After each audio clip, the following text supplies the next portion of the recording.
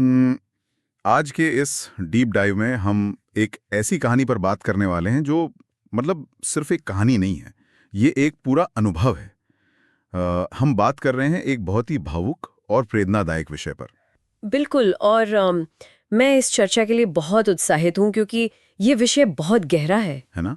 मतलब हम अक्सर सोचते हैं कि आज़ादी की लड़ाई, बगावत या किसी साथी के लिए अपनी जान दांव पर लगा देना, ये सब तो सिर्फ इंसानों का काम है। सही कहा। ऐसा मान लिया जाता है कि जानवर तो बस अपनी बुनियादी प्रवृत्तियों तक ही सीमित होते हैं, खाना, सोना, बस यही सब। हाँ, अक्सर लोग यही सोचते हैं। लेकिन आज हम जिस कहानी की गहराइयों में उतरने वाले ना, वो इस पूरे अहंकार को चकनाचूर कर देती है। ये कहानी है एक गांव के किसान झूरी और उसके दो बेहद प्यारे बैलों की, हीरा और मोती। ये कोई आम कहानी नहीं है, बल्कि एक महान प्रिजन ब्रेक या कह लें कि बगावत की कहानी है। यहाँ जो बात सबसे हैरान करने वाली है वो ये है कि ये कहानी इंसानों और जानवरों के बीच के उस गहरे भावनात्मक रिश्ते को स्थापित करती है जिसे अक्सर अनदेखा कर दिया जाता है। एकदम सही बात है। मतलब ये सिर्फ दो जानवरों के इधर से उधर जाने का किस्सा नहीं है, ये असल में एक गहरा मनोवैज्ञानिक और सामाजिक अध्ययन है। झूरी अपने इन दोनों बैलों को केवल खेती का उपकरण नहीं मानता था, बल्कि उन्हें अपने परिवार का हिस्सा मानता था। बिल्कुल। और उस माहौल की कल्पना करना ही बहुत दिलचस्प है। मतलब झूरी के घर में वे दोनों बैल सिर्फ काम की मशीनें नहीं थे, वे एक दूसरे के बिना रह नहीं सकते थे।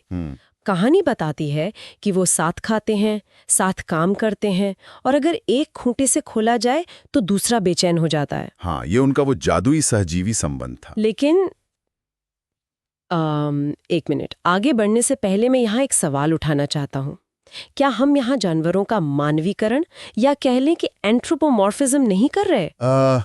ये एक बहुत ही वाजिब सवाल है। मतलब क्या हम उनकी जन्मजात झुंड में रहने की जो आदत होती है, उसको दोस्ती का नाम देकर कुछ ज्यादा ही रोमानी नहीं बना रहे हैं? क्या सच में उनके अंदर कोई भावनात्मक जुड़ाव था? देखिए, विज्ञान के नजरिए से इसे समझना बहुत जरूरी है। अगर हम पशु मनोविज्ञान की बात करें तो ये केवल झुंड में रहने की एक यांत्रिक आदत नहीं है। अच्छा। हाँ, जब जानवर लंबे समय तक एक सुरक्षित और प्रेमपूर्ण माहौल में रहते हैं तो उनके दिमाग में भी ऑक्सीटोसिन जैसे हार्मोन स्रावित होते हैं। अरे वाह! बिल्कुल। और ये सीधे तौर पर सामाजिक जुड़ाव से जुड़ा है।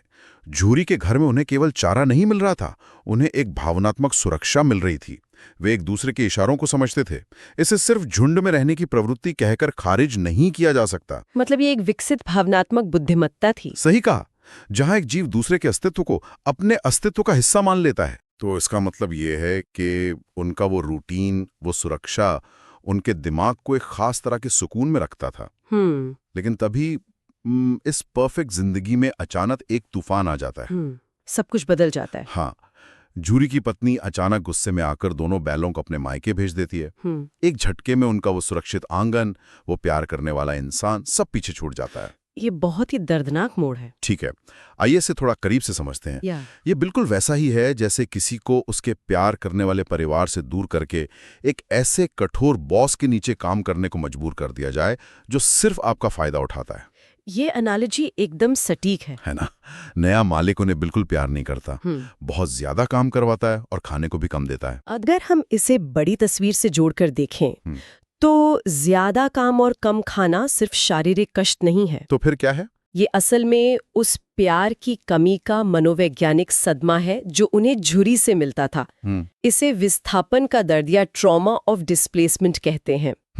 ट्रॉमा। हाँ, नया मालिक उन बैलों को केवल एक मशीन के रूप में देखता है। उसका उद्देश्य सिर्फ उनके शरीर से अधिकतम काम निचोड़ना है।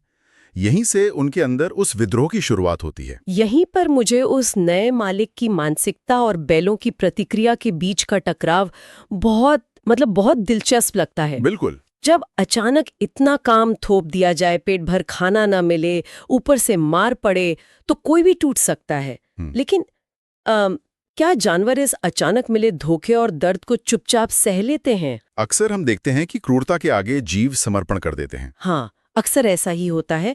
लेकिन यहाँ कुछ बहुत अलग होता है। उनके अंदर बगावत की भावना जन्म लेती है।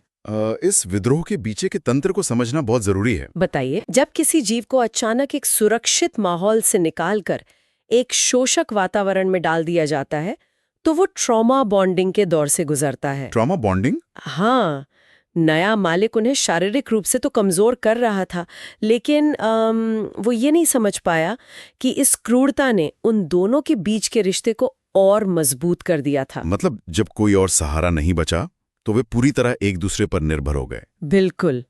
उनका विद्रोह केवल पेट की भूख से नहीं उपजा था, उन्हें पता था कि उनके साथ जो हो रहा है वो गलत है। यहाँ कहानी में सबसे दिलचस्प मोड़ आता है। मैं तो इसे किसी प्रिजन ब्रेक थ्रिलर फिल्म की तरह देखता हूँ। हाँ, एकदम वैसा ही लगता है। मतलब एक रात वे फैसला करते हैं कि वे वहां नहीं रहेंगे। वे दोनों अपनी मजबूत रस्सियां तोड़कर भाग निकलते हैं। रात के अंधेरे में दो कैदी भाग रहे हैं। लेकिन मेरा सवाल यह है कि रस्सियां तोड़ना सिर्फ शारीरिक ताकत का काम था या ये उनकी इच्छा शक्ति का प्रतीक है? ये एक शानदार सवाल है। इसे सिर्फ एक अंधी होमिंग इंस्टिंक्ट कहना गलत होगा। होमिंग इंस्टिंक्ट मतलब वो जो जानवरों की घर लौटने की प्राकृतिक आदत होती है? हाँ, होमिंग इंस्टिंक्ट एक अंधा आवेग होता है जहां जानवर बस भागने की कोशिश करता है और अक्सर घबराहट में खुद को चोट पहुंचा लेता है। पैनिक कर जाता है। बिल्कुल। लेकिन यहाँ कहानी बताती है कि उनके इस कदम में एक तालमेल था। उन्होंने रात का चुनाव किया जब विरोध कम से कम हो सकता था। यह एक सचेत फैसला था। मतलब उन्होंने बाकायदा सोच समझकर फैसला लिया। हाँ, वे सिर्फ दर्द से दूर नहीं भाग रहे थे, वे अपने असली घर की ओर एक यात्रा पर निकल रहे थे। वाव! ये साबित करता है कि वे हालात के गुलाम नहीं थे और उनका रास्ता बहुत लंबा और मुश्किलों से भरा था। हाँ, अनजान रास्ते, रात का अंधेरा और ये डर कि सुबह होते ही नया मालिक उन्हें ढूंढने निकल पड़ेगा। बिल्कुल। और इस पूरे लंबे और मुश्किल रास्ते में उनकी आपसी दोस्ती ही उनका इकलौता सहारा थी। ये बात मुझे सबसे ज्यादा भावुक करती है। मतलब वो केवल अपनी जान बचाकर नहीं भाग रहे थे, वे एक दूसरे की ढाल बनकर चल रहे थे। हाँ। अगर एक को थकान होती तो दूसरा रुक जाता। उनका शरीर कमजोर था लेकिन आजादी की तड़प उन्हें रोकने नहीं दे रही थी। और फिर वो पल आता है जब वे गांव वापस पहुंचते हैं। हाँ, चलते चलते वे आखिरकार अपने असली मालिक के पास, झूरी के पास पहुंच जाते हैं। झूरी उन्हें देखकर रो पड़ता है और दोनों को गले लगा लेता है। वो पुनर्मिलन सच में बहुत गहरा है।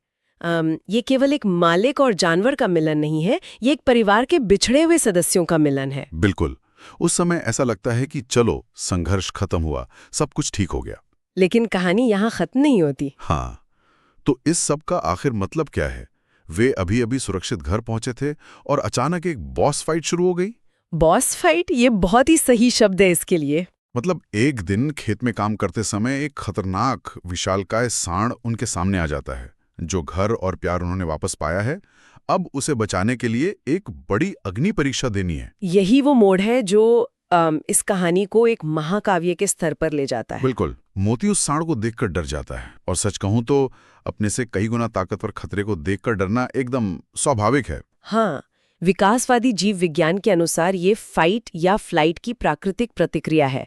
मोती का डरना उसकी कमजोरी नहीं है। लेकिन इससे एक बहुत ही महत्वपूर्ण सवाल खड़ा होता है, असली साहस क्या है? वही तो, क्योंकि हीरा अपनी जगह से 1 इंच भी नहीं हिलता, वो डटा रहता है। बिल्कुल। हीरा का वो अपनी जगह पर जम जाना एक बहुत ही उच्च स्तर का फैसला था।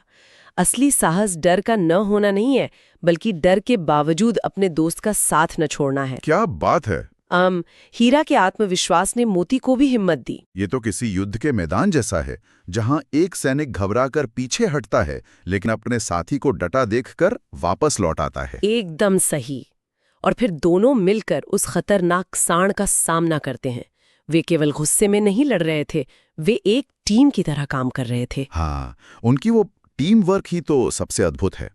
एक आगे से वार करता तो दूसरा पीछे से। इसे दो तरफा हमला या फ्लैंकिंग मैनूवर कहते हैं। हीरा और मोती ने मिलकर उस सांड को इतना थका दिया कि उसे भागना ही पड़ा। रोंगटे खड़े कर देने वाला पल है ये।